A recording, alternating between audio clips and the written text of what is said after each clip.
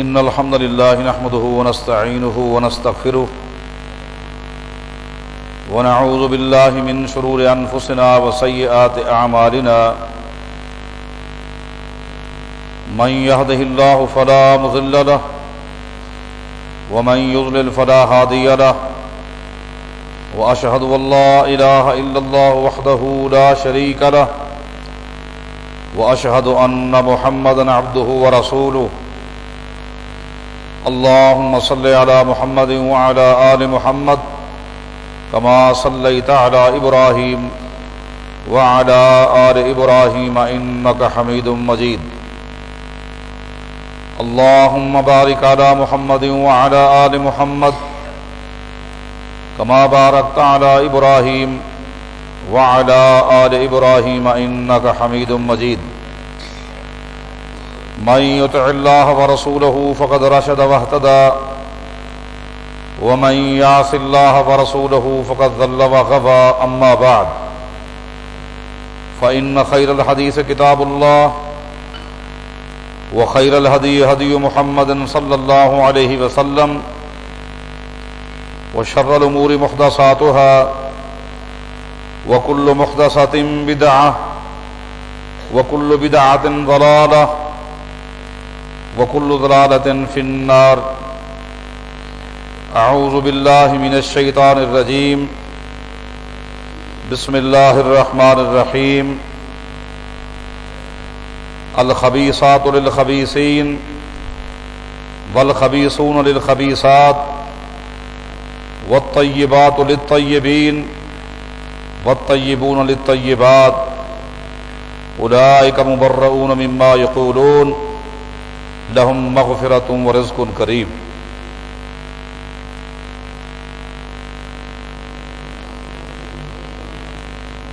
ایک چوٹی کے امام ہیں امام ابو زرع رازی رحمہ اللہ، محدثین کا تذکرہ کرتے ہوئے اکثر امام ابو زرع کے متعلق میں آپ کو بتایا کرتا ہوں۔ ان کا ایک قول ہے، وہ فرماتے ہیں کہ اذا رأیت الرجل ينتقص احدا من اصحاب رسول اللہ صلی اللہ علیہ وسلم، جب تم کسی شخص کو دیکھو کہ وہ صحابہ کرام میں سے کسی ایک صحابی یا صحابیہ پر تنقید کر رہا ہے، طعن و تشنیع کر رہا ہے، نقائص اور عیوب نکال کر پیش کر رہا ہے، فاعلم انہ زندیق، یقین کر لینا کہ یہ شخص زندیق ہے، مرتد ہے۔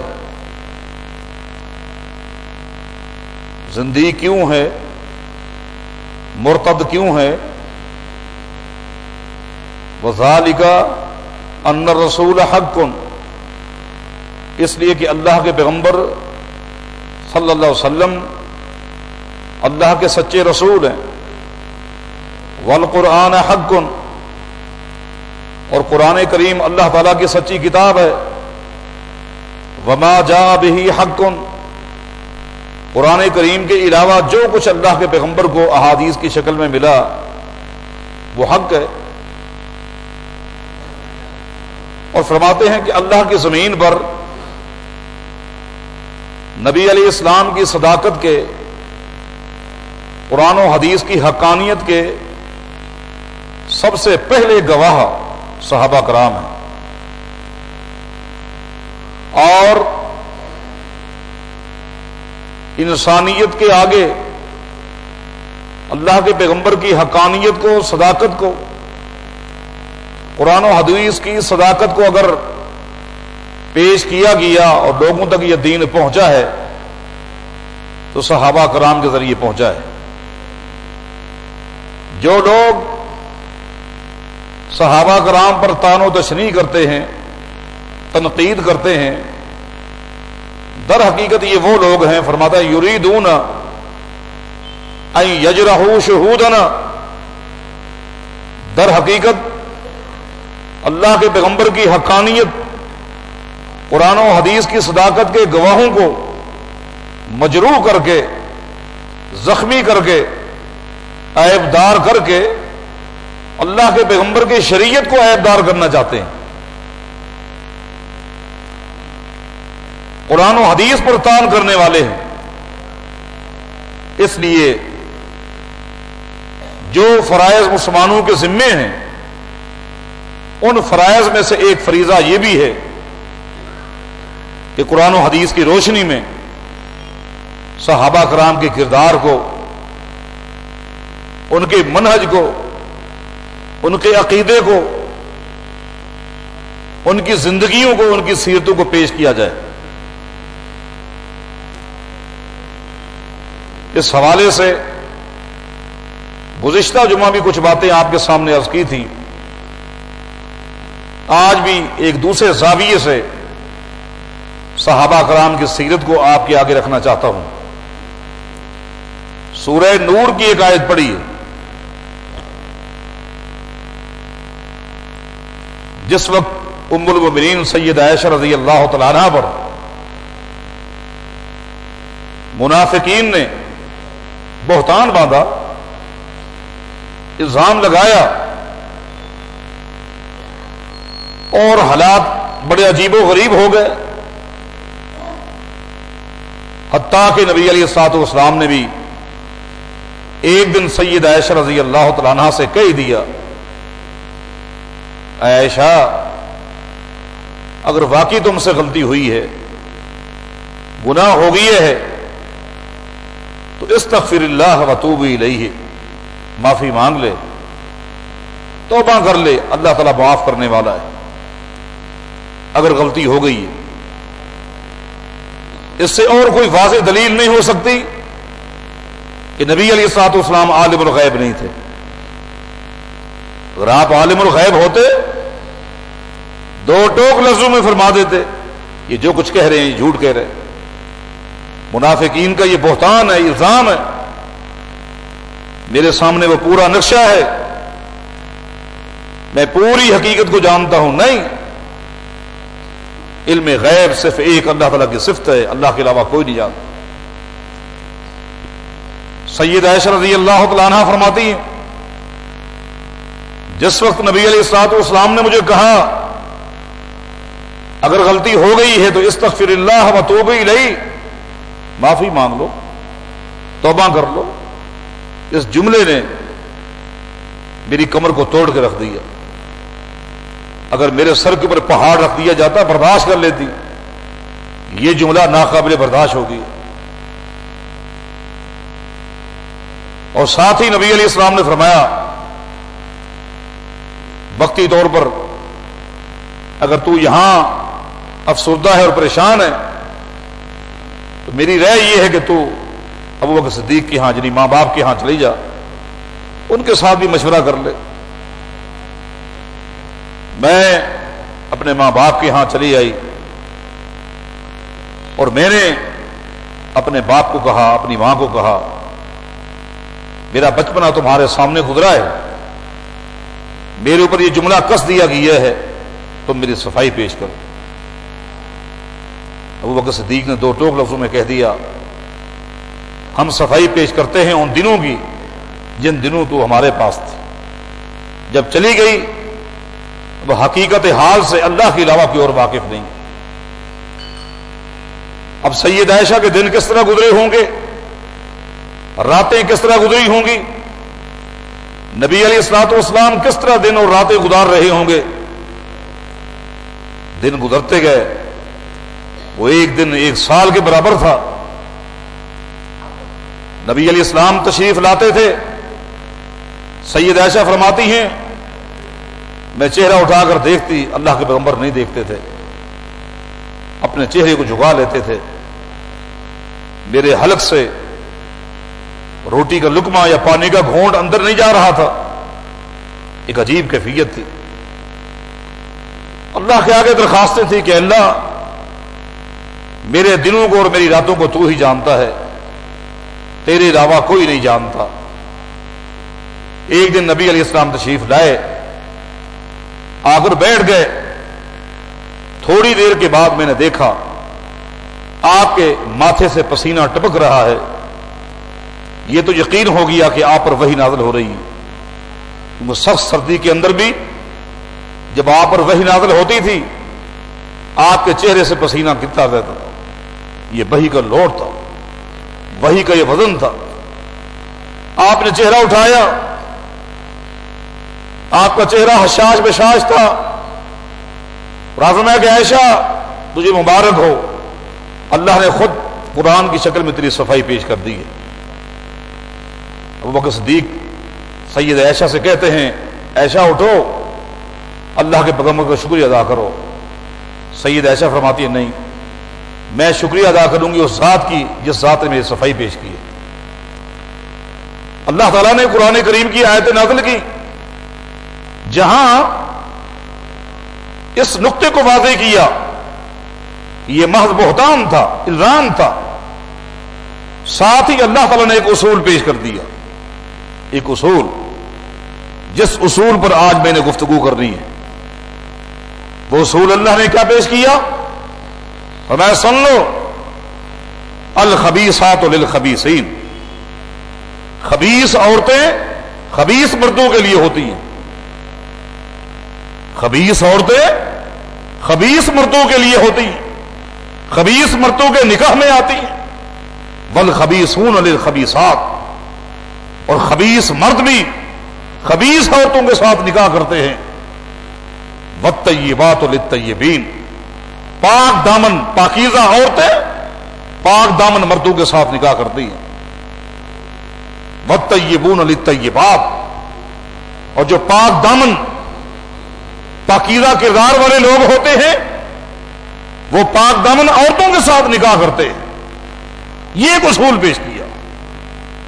اس کا مطلب یہ ہے دنیا کا جو شخص نبی علیہ الصلوۃ والسلام کو پاک دامن مانے گا، اور حقیقت کیا ہے، اللہ تعالیٰ کی پوری مخلوق میں پاکیزگی کے اعتبار سے، طہارت کے اعتبار سے، کردار کے اعتبار سے، حیا اور غیرت کے اعتبار سے، پاک دامنی کے اعتبار سے اللہ کی پوری مخلوق میں محمد الرسول اللہ کا کوئی مقابلہ نہیں کر سکتا صلی اللہ علیہ وسلم۔ اور دنیا کا جو شخص بھی نبی علیہ السلام کو پاک دامن مانے گا اسے اللہ کے پیغمبر کی بیویوں کو بھی پاک دامن ماننا پڑے گا، کیونکہ قرآن نے اصول رکھ دیا،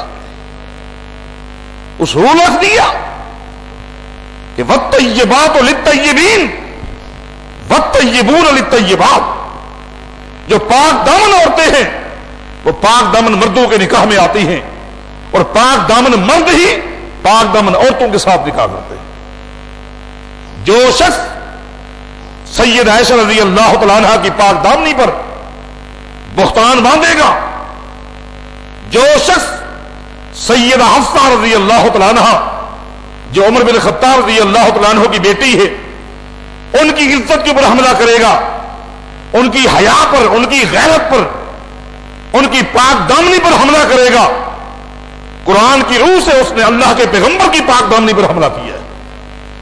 تو قرآن یہ کہتا ہے الخبیثات للخبیثین، خبیث عورتیں خبیث مردوں کے نکاح میں آتی ہے۔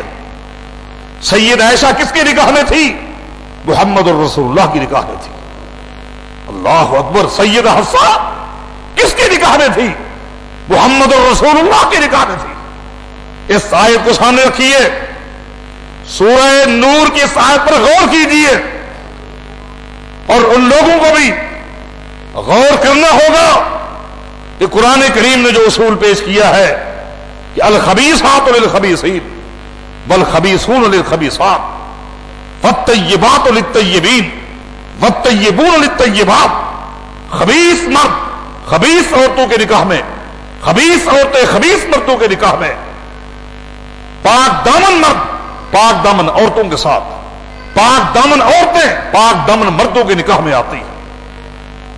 سیدہ عائشہ پر الزام لگانے سے پہلے، سیدہ عائشہ کی کردار کشی کرنے سے پہلے، سیدہ حفصہ کے اوپر بہتان باندھنے سے پہلے یہ سوچ لینا چاہیے، گویا آپ نے حملہ کیا امام الانبیاء محمد الرسول اللہ کی پاک دامنی پر۔ اگر نبی علیہ السلام پاک دامن اور یقیناً تو پھر آپ کی بیوی بھی پاک دامن ہے.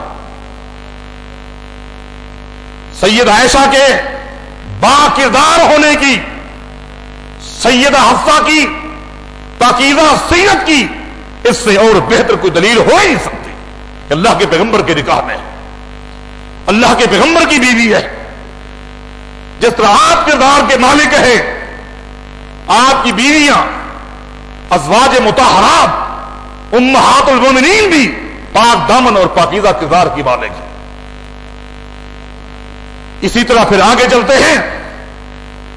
آپ کو معلوم ہے صحابہ کرام میں سے ایک عظیم صحابی ہیں جن کی عظمت کو، جن کے مقام کو جس طرح ہم مانتے ہیں ہمارے غیر بھی ان کی عظمت کے اسی طرح قائل ہیں. سیدنا جعفر بن ابی طالب رضی اللہ تعالیٰ عنہ، یہ سیدنا علی رضی اللہ تعالیٰ عنہ کے بھائی ہے. سیدنا جعفر رضی اللہ تعالیٰ عنہ کی عظمت کو وہ بھی مانتے ہیں، ہم بھی مانتے ہیں. اب سیدنا جعفر رضی اللہ تعالیٰ عنہ کی بیوی کا نام کیا ہے؟ اسما بنت امیس رضی اللہ تعالیٰ عنہ. حضرات ہم نے بھی مانا، ان احباب نے بھی مانا کہ جعفر بھی ایک مثالی صحابی تھے، ان کی بیوی بھی اسما بنت امیس ایک مثالی صحابیہ تھی. ان کی عظمت کو ہم بھی مانتے ہیں، ہم بھی معترف ہیں. اس کا مطلب یہ ہے سیدنا جعفر بھی طیب، سیدہ اسما بنت امیس بھی طیبہ. اب سوال یہ ہے، قرآن کے اس اصول کو سامنے رکھیے. جنگ موتا کے اندر جب سیدنا جعفر رضی اللہ تعالیٰ عنہ شہید ہو گئے، ان کی شہادت کے بعد سیدہ اسما بنت امیس نے عدت گزاری. عدت گزارنے کے بعد ان کے نکاح کا بندوبست کیا محمد رسول اللہ نے ان کے ساتھ، کیونکہ رشتے میں اسما بنت امیس اللہ کے پیغمبر کی بھابھی لگتی تھی. سیدنا جعفر چچا زاد بھائی ہے. رشتے کا بندوبست کیا اور اللہ کے پیغمبر کو زمین پر جو سب سے مبارک رشتہ نظر آیا وہ ابو بکر صدیق کا تھا رضی اللہ عنہ. اسما بنت امیس نے سیدنا جعفر رضی اللہ عنہ کی شہادت کے بعد نکاح ہوا ابو بکر صدیق کے ساتھ. میں کہتا ہوں ابو بکر صدیق کے پاکیزہ کردار، حیا، غیرت، صحیح منہج کی یہ بھی ایک زندہ دلیل ہے کہ اسما بنت امیس جن کے کردار کو آپ نے مانا کہ ان کا نکاح ہوا ابو بکر صدیق کے ساتھ. اصول کیا ہے کہ والطیبات للطیبین، والطیبات للطیبین. پاکیزہ عورتیں، پاک دامن عورتیں پاک دامن مردوں کے نکاح میں آتی ہیں. اب اسما بنت امیس کل تک جس کی آپ نے عظمت بیان کی، آج بھی آپ کو عظمت بیان کرنی ہوگی. اور اسما بنت امیس طیبہ ہیں اور ہیں تو پھر ان کا خاوند ابو بکر صدیق بھی طیب ہے. ان کی بھی پاک دامنی کو بیان کرنا ہوگا. یہ نہیں کہ چند مہینوں کے لیے نعوذ باللہ اسما بنت امیس بے دین ہو گئی، نعوذ باللہ مرتد ہو گئی، اس لیے کہ ابو بکر صدیق رضی اللہ تعالیٰ عنہ جو فوت ہوتے ہیں. پتا ہے آپ کو کہ ابو بکر صدیق کی وفات کے بعد اسما بنت امیس جب دوبارہ بیوہ ہو گئی، ان کے ساتھ نکاح کس نے کیا؟ سیدنا علی رضی اللہ تعالیٰ عنہ نے کیا. سیدنا علی نے کیا. پہلے سیدنا جعفر کے نکاح میں تھی، ان کے بعد ابو بکر صدیق کے نکاح میں تھی، ان کے بعد علی مرتضیٰ کے نکاح میں تھی. یہ طیبہ ان کے سارے خاوند بھی اپنے اپنے دور کے طیب. سیدنا جعفر طیب، ابو بکر صدیق کو بھی طیب ماننا ہوگا، سیدنا علی بھی طیب ہے رضی اللہ عنہ. اس لیے کہ قرآن نے اصول پیش کیا ہے الطیبات للطیبین. پاک دامن عورتیں پاک دامن مردوں کے لیے ہے، ان کے نکاح میں آتی ہیں. یہ پاک دامن نہیں تھے تو اور کیا تھا؟ بلکہ ایک مناظرہ محدثین نے ذکر کیا ہے، دو نوجوان بچوں کا مناظرہ ہے اور دونوں سیدہ اسما بنت امیس کے بیٹے ہیں اور دونوں کا نام محمد ہے. अस्मा बिनत उमैस जब सैयदना जाफर के निकाह में थी, औलाद हुई, उनमें से एक बेटे का नाम सैयदना जाफर ने मोहम्मद रखा। अस्मा बिनत उमैस जब बेवा होने के बाद अबू बकर सिद्दीक रज़ी अल्लाह तआला अन्हु के निकाह में आई, यहां भी बेटा पैदा हुआ, अबू बकर सिद्दीक ने उसका नाम भी मोहम्मद रखा। जाफर के घर बेटा पैदा हुआ, उसका नाम भी मोहम्मद। अबू बकर सिद्दीक के घर बेटा पैदा हुआ, उसका नाम भी मोहम्मद। जिस वक्त अस्मा बिनत उमैस ने सैयदना अली रज़ी अल्लाह तआला अन्हु के साथ निकाह किया, एक दिन सैयदा अस्मा बिनत उमैस घर में नहीं थी, सैयदना अली घर में थे।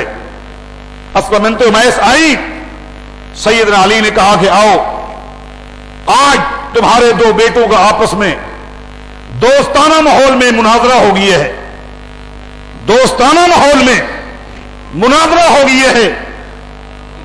इक़ज़ी बैनहुमा, इन दोनों के दलाइल सुन और फैसला दे कि कौन हक पर है। सैयदा अस्मा बिनत उमैस जो अपने दौर की आलिमा है, फकीह है, मुहद्दिसा है, मुज्तहिदा है, और उलमा से पूछिए सबसे मुश्किल तरीन जो इल्म है, उन मुश्किल तरीन इल्म में से एक इल्म ख्वाबों की ताबीर का है। क्योंकि ख्वाबों की ताबीर, इसका ताल्लुक नस्स सरीह के साथ नहीं होता, इसमें इज्तिहाद होता है। जरूरी नहीं कि जो शख्स ख्वाब देखे मिन वहन उस ख्वाब की ताबीर कुरान और हदीस में मौजूद हो, इज्तिहाद करना पड़ता है।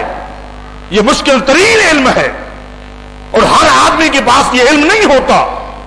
हत्ता कि सहाबा कराम में भी हर शख्स, हर सहाबी ख्वाबों की ताबीर का इल्म नहीं रखता था।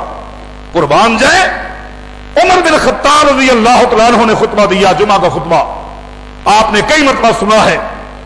खुतबे के अंदर फरमाया कि लोगों, मैंने ख्वाब देखा है, और ख्वाब में मैंने क्या देखा कि एक मुर्गा है, सुर्ख रंग का मुर्गा है, और वो मुझे ठूंगे मार रहा है। इतने में मेरी आंख खुल गई है। मैंने बड़ी कोशिश की है इस ख्वाब की ताबीर मालूम करूं, लेकिन मुझे इस ख्वाब की ताबीर मालूम नहीं हो सकी। आखिरकार इस ख्वाब की ताबीर मालूम करने के लिए लोगों, मैं अस्मा बिनत उमैस के पास गया हूं। अल्लाह अकबर, यह है इस खातून के पास है। मैं अस्मा बिनत उमैस के पास गया हूं।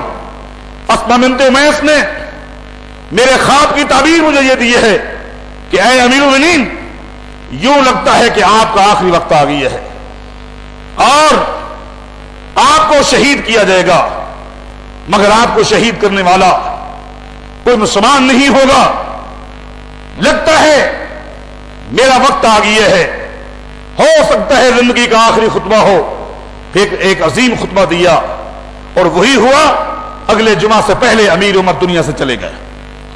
ये अस्मा बिनत उमैस, सैयदना अली ने फरमाया कि आए अस्मा, ये तेरे दोनों बेटे आपस में दोस्ताना माहौल में मुनाजरा कर रहे हैं, दोनों के दलाइल सुन, और मैं देखता हूं कि आज तो किस तरह फैसला सुनाती है। क्या मामला है? दोनों ये कह रहे थे आपस में एक दूसरे को कि अबी खैरुम मिन अबी का। मोहम्मद बिन जाफर कह रहा था कि अबी खैरुम मिन अबी का, मेरा बाप तेरे बाप से अफजल था।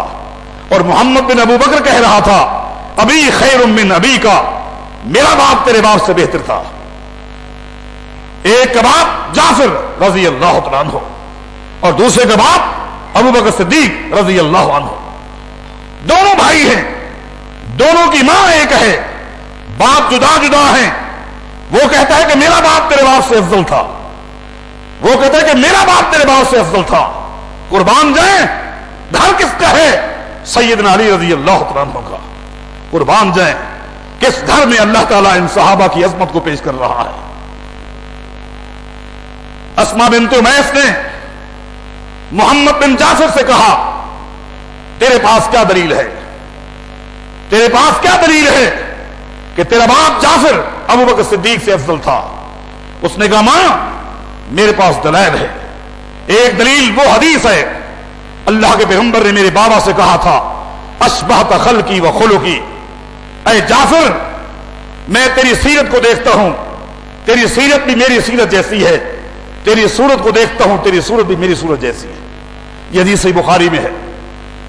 ऐ जाफर, तेरी सूरत को भी अल्लाह ने मेरी सूरत जैसा बनाया है, तेरी सीरत को अल्लाह ने मेरी सीरत जैसा बनाया है। यह भी मेरे पास एक दलील है कि मेरा बाप इनके बाप से अफजल था।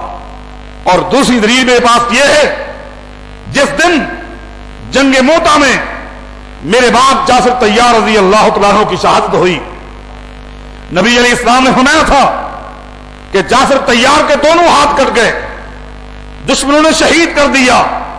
अफ़ज़हुल्लाहु मिन यदैहि जनाहैन, जब जाफर जन्नत में गया है दोनों हाथ नहीं थे, दोनों हाथों के बदले अल्लाह ने जाफर को दो पर दे दिए हैं।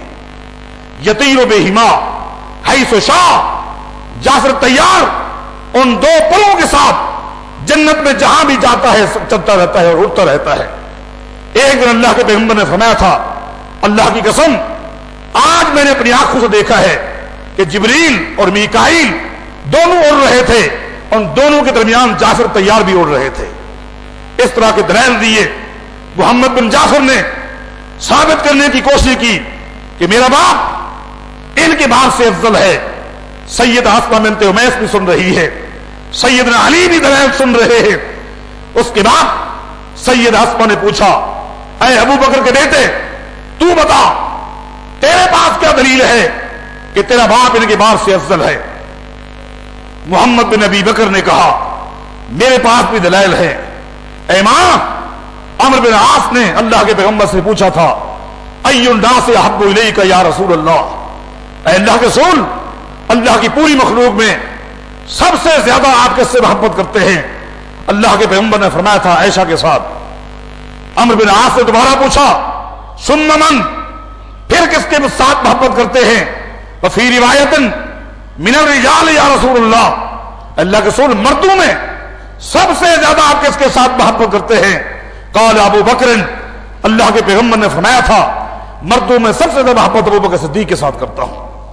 अमर बिन आस ने कहा, सुम्मा मन, अबू बकर सिद्दीक के बाद फिर आप किससे मोहब्बत करते हैं? काल उमर इब्न खत्ताब, फरमाया खत्ताब के बेटे उमर के साथ मोहब्बत करता हूं। ऐ मां, यह भी मेरे पास एक दलील है कि अल्लाह के पैगंबर ने फरमाया था, लोगों दुनिया के अंदर जिस शख्स ने मेरे साथ कोई भलाई की है, कोई अच्छाई की है, उस भलाई अच्छाई का बदला दे चुका हूं।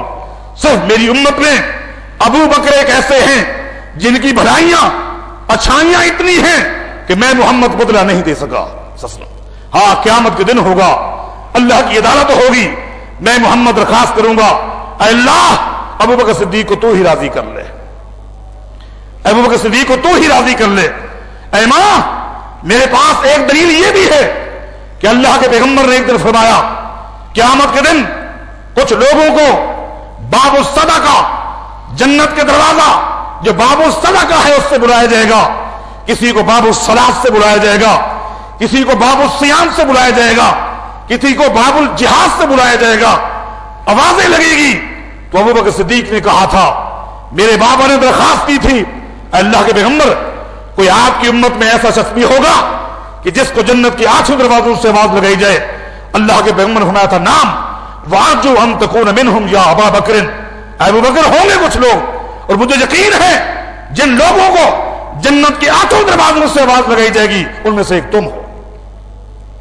अस्मा बिन्त उमैस दोनों बच्चों के दलाइल सुन रही है और कैसे दिल बाग बाग हो रहा होगा। अगर औलाद नेक हो, औलाद की जुबान से कुरान निकले और हदीस निकले, मां बाप का बुढ़ापा जवानी में तब्दील हो जाता है, मां बाप के गम दूर हो जाते हैं। कैसी रौनक होगी, कितना सुकून होगा उस मां को कि बच्चे दलाइल दे रहे हैं, अहादीस के अंबार लगा रहे हैं, और अस्मा बिन्त उमैस सुन रही हैं। सैयदना अली रज़ी अल्लाह तआला अन्हु भी सुन रहे हैं। सैयदना अली ने फरमाया, अस्मा आज पता चलेगा, बड़े बड़े लोगों को तो खाक की ताबीर भी बताती है, बड़े बड़े दलाइल देती है, और तूने बड़े बड़े लोगों को खामोश भी किया है। खामोशी तो ऐसी कि जब सैयद अस्मा बिन्त उमैस अपने खामन जाफर बिन अबी तालिब रज़ी अल्लाह तआला अन्हु के साथ हबशा से हिजरत करके मदीना में पहुंची, सैयदना उमर ने कहा था कि कुरान नाज़िल हो चुका है, اللہ نے فرما دیا ہے والسابقون الاولون من المہاجرین والانصار، السابقون الاولون جو ہجرت میں سبقت کر گئے ہیں، سب سے پہلے آگے ہیں، اللہ تعالیٰ نے ان کو رضوان کے تمغے دے دیے ہیں۔ اے اسماء، کاش اس آیت کے نازل ہونے سے پہلے تو آ جاتی، اب تم السابقون الاولون میں نہیں ہیں۔ سید اسماء نے کہا تھا اے عمر، میں اس سوال کا جواب نہیں دے سکتی جب تک کہ میں محمد رسول اللہ سے ملاقات نہ کروں، میں اللہ کے پیغمبر کے پاس جاتی ہوں۔ اسماء بنت امیس آئی روتی ہوئی، دامن آنسو سے تر ہے۔ اللہ کے پیغمبر فرماتے اسماء کیا ہو گیا؟ اللہ رسول، آپ کے حکم پر ہم مکہ سے حبشہ گئے تھے، حبشہ کے مسائل، اور وہی ہمیں اطلاع ملی کہ آپ مدینہ میں آ گئے ہیں، پھر ہم حبشہ سے چلے اور یہاں آ گئے، ہم سے پہلے یہ آیت نازل ہو چکی ہے۔ عمر نے یہ جملہ کہا ہے، آپ بتائیں؟ اللہ کے پیغمبر نے فرمایا سن لے، ان لکم ہجرتان وللناس ہجرۃ واحدۃ، عمر ہو یا دوسرا ہو، ان کو ایک ہجرت کا ثواب ملے گا، اسماء اور اسماء کے قافلے کو 2 ہجرتوں کا ثواب ملے گا۔ سیدنا علی فرماتے اسماء آج پتا چلے گا، آج پتا چلے گا، تیرے دونوں بیٹے ہیں، دلائل دے رہے ہیں، آج پتا چلے گا کہ ان میں سے مضبوط دلائل کس کے ہیں اور کمزور دلائل کس کے ہیں۔ قربان جائے، اسماء بنت امیس بھی تو اسماء بنت امیس ہے۔ فرماتی ہے بیٹو تم دونوں کی گفتگو میں نے سن لی، اب سنو ایک ہی جملے میں میرا جواب ہے، وہ جواب یہ ہے کہ ما رأیت شابا خیرا من جعفر ولا کہلا خیرا من ابی بکر رضی اللہ تعالی عنہما۔ فرمایا بیٹا سنو، اللہ کے پیغمبر کی پوری امت میں جعفر بن ابی طالب جیسا جوان میں نے نہیں دیکھا، اور اللہ کے پیغمبر کی امت میں ابو بکر صدیق جیسا بزرگ میں نے نہیں دیکھا۔ جوانوں میں تمہارا باپ افضل تھا اور بزرگوں میں تمہارا باپ افضل تھا۔ سیدنا علی مسکرائے اور فرماتے ہیں فما ابقیت لنا، اسماء تو نے ان دونوں کو تو مطمئن کر دیا ہے، اور بات بھی سچی یہی ہے، لیکن تو نے ہمارے خاتمے میں تو کچھ نہیں چھوڑا۔ مسکراتے جا رہے ہیں کہ جوانوں میں جعفر کو تو نے افضل قرار دیا اور بزرگوں میں ابو بکر صدیق کو، بات تو یہی ہے اسماء جو تو نے کہی ہے، لیکن ہمارے خاتمے میں تو کچھ نہیں رہا۔ حضرات سیدنا علی نے کوئی تنقید نہیں کی، جس طرح جعفر کی عظمت کو سلام کیا، ابو بکر صدیق کی شان کو بھی اعتراف کیا۔ میرے دوستو، میرے بھائیوں، یہ بھی صحابہ کرام کے کردار اور پاکیزہ منہج کا ایک انداز ہے۔ قرآن نے کہا کہ الخبیثات للخبیثین، اس آیت کو پڑھو تو صحیح۔ اسماء بنت امیس طیبہ ہیں، تو جس طرح ان کے خاوند جعفر طیب، ان کے خاوند ابو بکر صدیق بھی طیب، ان کے خاوند سیدنا علی بھی طیب۔ نہ ان کے کردار میں کوئی شک ہے، نہ ابو بکر صدیق کے کردار میں شک ہے، اور اسماء بنت امیس کے کردار کے اندر بھی کوئی شک نہیں ہے۔ عمر بن خطاب کے حوالے سے گزشتہ جمعہ میں نے دلائل دیے تھے، اور میں نے ثابت کیا تھا انہی کی کتابوں سے کہ وہ داماد علی ہیں رضی اللہ عنہ، داماد علی ہیں۔ جب ام کلثوم جو سیدنا علی رضی اللہ عنہ کی بیٹی ہے وہ طیبہ ہے، تو عمر بن خطاب کو بھی طیب ماننا ہوگا، ان کو بھی طیب ماننا ہوگا۔ قرآن نے اصول پیش کر دیا ہے کہ وَالطَّيِّبَاتُ لِلطَّيِّبِينَ، طیب عورتیں جو ہیں طیب مردوں کے لیے ہیں۔ ام کلثوم جب طیبہ ہے، ہاشمی گھرانے کی لڑکی ہے، عمر بن خطاب کو بھی طیب ماننا ہوگا، ان کے کردار کو بھی، ان کے اخلاق کو بھی، ان کے منہج صحیحہ کو بھی امت کے سامنے پیش کرنا ہوگا۔ حضرات یہ سلسلہ چلتا رہے گا۔ اللہ ہم سب کو سیرت صحابہ سمجھنے اور اس کے مطابق اپنا کردار بنانے کی توفیق عطا فرمائے۔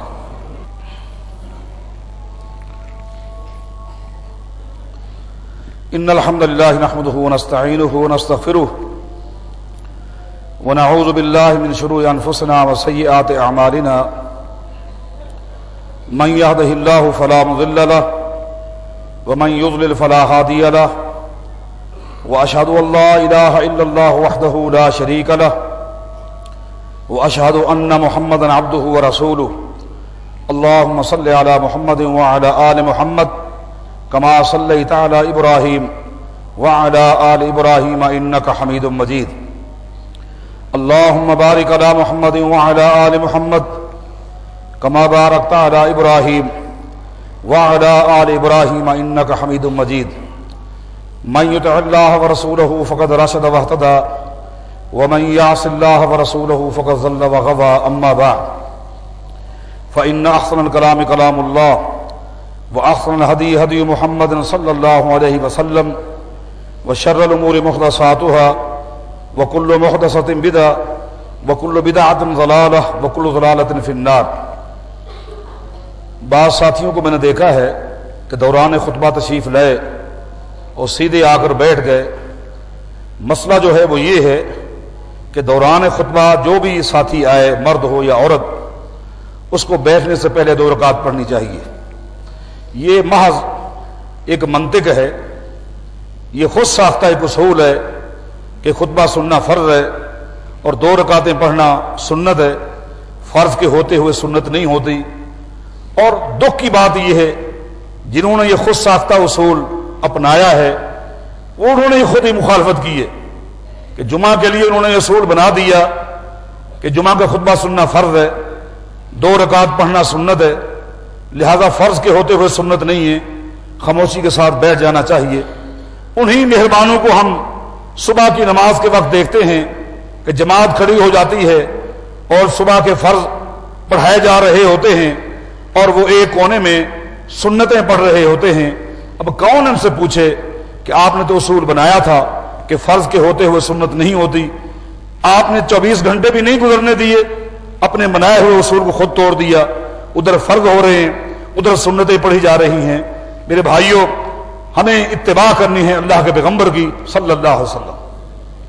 آپ ہی بہتر جانتے ہیں, صاحب شریعت ہیں, ناطق وحی ہیں, آپ سب سے بہتر جانتے ہیں اللہ کی پوری مخلوق میں کہ خطبے کی کیا حیثیت ہے اور خطبے کے ہوتے ہوئے 2 رکعت کی کیا حیثیت ہے. پھر بھی آپ نے فرما دیا جب آنے والا آیا, صحیح بخاری اٹھائیں, صحیح مسلم اٹھائیں, جامع ترمذی اٹھائیں, ابو داؤد اٹھائیں, نسائی اٹھائیں, آنے والا آیا اور آ کر بیٹھ گیا. نبی علیہ الصلوۃ والسلام نے پوچھا آپ نے 2 رکعت پڑھی ہے؟ اس نے کہا نہیں.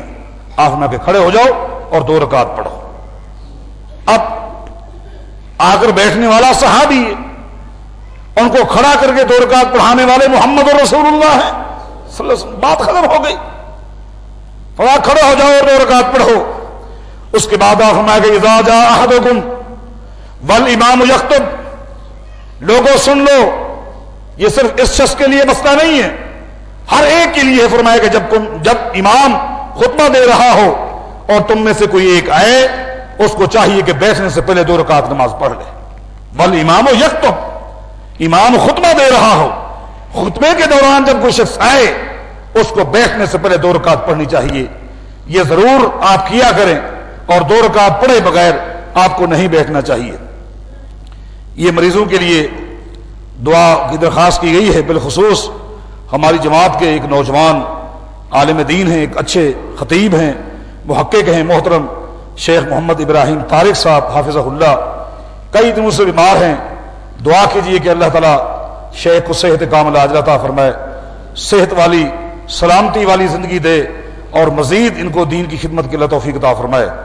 ایک بچہ ہے محمد حسان, وہ کئی دنوں سے بیمار ہے, ان کے لیے بھی دعا کریں اللہ تعالیٰ ان کو صحت کاملہ عاجلہ عطا فرمائے. محترم بھائی رفیق صاحب کی دادی بیمار ہیں, ان کے لیے دعا کریں اللہ ان کو صحت عطا فرمائے. اللہ ان کے علاوہ جتنے مسلمان بیمار ہیں, گھروں میں ہسپتالوں میں ہیں, مرد ہیں, خواتین ہیں, معصوم بچے بچیاں ہیں, اے اللہ انہیں صحت کاملہ عطا فرما. اے اللہ جو پریشان حال ہے ان کی پریشانی دور فرما. اے اللہ جو بے اولاد ان کو اولاد نصیب فرما. اے اللہ امت مسلمہ پہ اپنی رحمت نازل فرما. اے اللہ اتحاد نصیب فرما, اتفاق نصیب فرما. اے اللہ اس وقت پوری دنیا کا کفر اسلام کو, اہل اسلام کو بٹھانے کے لیے متحد ہو چکا ہے, اہل اسلام کو بھی اتحاد نصیب فرما. اے اللہ جس طرح دین اسلام ایک سنجیدہ دین ہے, مسلمانوں کو بھی سنجیدگی نصیب فرما. اے اللہ جو مقروض ہیں ان کے قرضے دور فرما. اے اللہ ہمارے مرحومین کی بخشش فرما, جو بھی ایمان پر اسلام پر دنیا سے چلے گئے ہیں اے اللہ ان پر اپنی رحمت نازل فرما. انہیں قبر کے عذاب سے بچا, جہنم کی آگ سے بچا, شیطان کے شر سے, مکر سے, فریب سے, دجل سے ہم سب کو محفوظ فرما. جتنا تو نے زندگی دی ہے ایمان والی زندگی نصیب فرما. اے اللہ جب موت دینا ایمان پر موت دینا۔ اقول قولی ھذا واستغفر لی ولکم وآخر الحمد للہ رب العالمین۔